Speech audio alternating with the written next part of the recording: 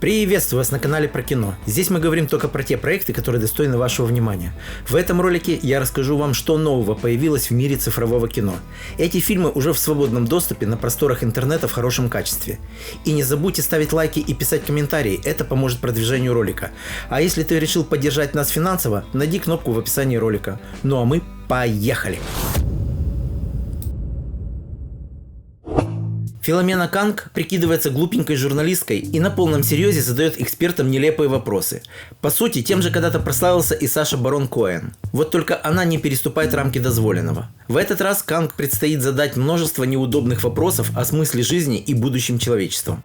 «Канг о жизни» – британский псевдодокументальный фильм, созданный для BBC и Netflix.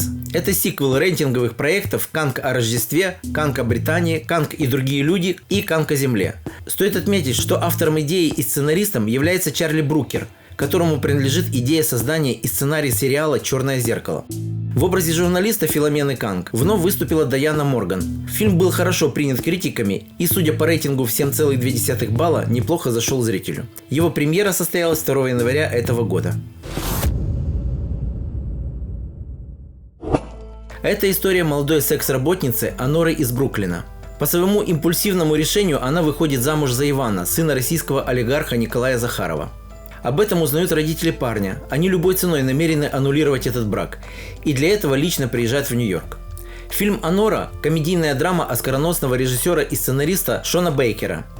Премьера «Аноры» состоялась в мае 2024 года на Каннском кинофестивале, где фильм был отмечен золотой пальмовой ветвью и был восторженно принят критиками. На церемонии «Оскар» в этом году «Анора» триумфально выиграла статуэтки в 5 категориях: лучший фильм, лучшая режиссура, лучшая женская роль, лучший оригинальный сценарий и лучший монтаж. Фильм получил признание как зрителей, так и критиков, собрав свыше $41 миллиона в мировом прокате при бюджете в 6 миллионов.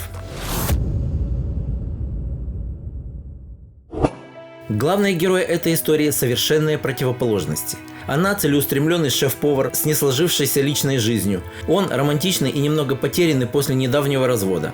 Их случайная встреча становится началом новой главы. Дружба со временем перерастает в глубокие чувства, а потом свадьба, счастливая семья, дети. Но идиллия рушится, когда ей ставят серьезный диагноз. Это испытание им предстоит пережить вместе. «Время жить» – британо-французская романтическая драма, снятая режиссером Джоном Кроули. Главные роли исполнили номинанты на премию «Оскар» Флоренс Пью и Эндрю Гарфилд. Это невероятно трогательная драма о любви, надежде и силе человеческого духа.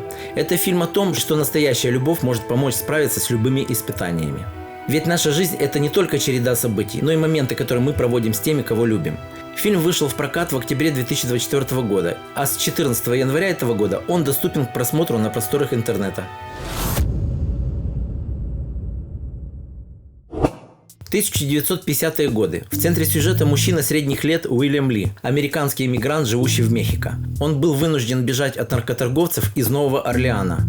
Все меняется после встречи героя с молодым солдатом, который также является американским иммигрантом. «Квир» – романтическая драма, снятая режиссером Лукой Гуаданино. Его фильмы отличаются эмоциональной сложностью, эротизмом и роскошными визуальными эффектами. В основу сценария легла повесть Уильяма Берроуза. Главные роли исполнили Дэниел Крейг и Дрю Старки. Премьера состоялась в сентябре прошлого года на Венецианском кинофестивале, где фильм был удостоен 11-минутных оваций.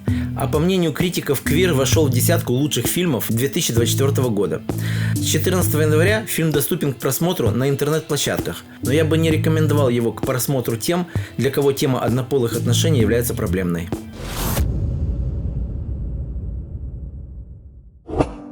Эта история основана на реальных событиях. Она погружает зрителя в мрачные глубины человеческой души, где обман и жестокость становятся орудием убийства. Фильм повествует шокирующую историю датчанки Дагмар Авербю, чьи преступления вошли в историю как одни из самых ужасных начала 20 века. Внешне Дагмар выглядела как заботливая женщина, но за маской доброй няни скрывается бесчеловечная хищница. «Девушка с иглой» – исторический и психологический хоррор. Это совместный проект датских, польских и шведских кинематографистов. Фильм был участником конкурсной программы Каннского кинофестиваля, где и состоялась его премьера. Он получил положительные отзывы кинокритиков и был назван одним из 5 лучших международных фильмов 2024 года. Фильм также попал в шорт-лист премии «Золотой глобус» в категории «Лучший фильм на иностранном языке» и номинировался на премию «Оскар» в категории «Лучший международный художественный фильм». С 24 января фильм в хорошем качестве стал доступным для просмотра на интернет-площадках. А теперь о продолжении популярной истории. Солнце на Полинезийском острове все еще светит ярко. Океан все так же приятно теплый и голубой. Немного повзрослевшая Моана, как и раньше, жизнерадостна и готова к новым приключениям. Мудрые предки указывают девушке путь к мифическому острову, который объединял когда-то острова и их племена. Но злой бог затопил этот остров и наложил на него проклятие. Но удастся ли ей вновь воссоединить племена? «Моана 2» – музыкальный приключенческий анимационный фильм, снятый студией Walt Disney Animation Studios. Это второй фильм франшизы и сиквел первой части. При бюджете в $150 миллионов театральные кассы фильма составили более 1 миллиарда. Мультфильм поражает своей анимацией. Невероятно живописные пейзажи, причудливые существа, захватывающие морские приключения. И все это приправлено в меру дозированным и уместным юмором. Эта история не оставит детей и взрослых без светлых эмоций. С 28 февраля мультфильм доступен к просмотру на стриминге Disney+. Пенси переживает физические и ментальные проблемы. Это становится причиной того, что она патологически ненавидит всех и вся. Единственным утешением для героини является ее сестра Шантель. И вот однажды в жизни Пенси появляется мужчина, с которым у нее возникает совершенно неожиданная для ее возраста страсть и взаимопонимание. «Суровая правда» – британо-испанский комедийно-драматический фильм, написанный и снятый Майком Ли. В его послужном списке 7 номинаций на премию «Оскар», «Золотая пальмовая ветвь» Каннского кинофестиваля и «Золотой лев» Венецианского. Майкл Ли выдал очередной эмоциональный триллер. Весь цимис «Суровой правды» в том, что эмоции Пенси не отпускают. Она ядовитый нерв, готовый укусить и парализовать любого, кто рискнет к ней обратиться.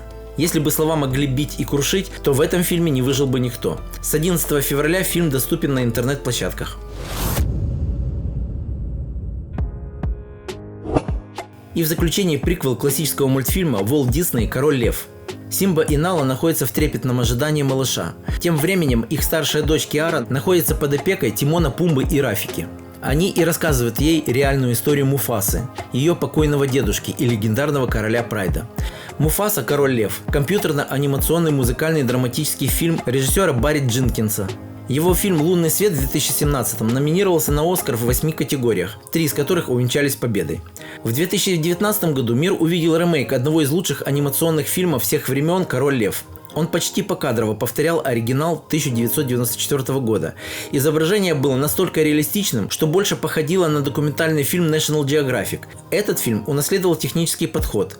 Фильм при бюджете в $200 миллионов собрал в мировом прокате более 700, а с 18 февраля он стал доступен к просмотру в цифровом варианте в нете.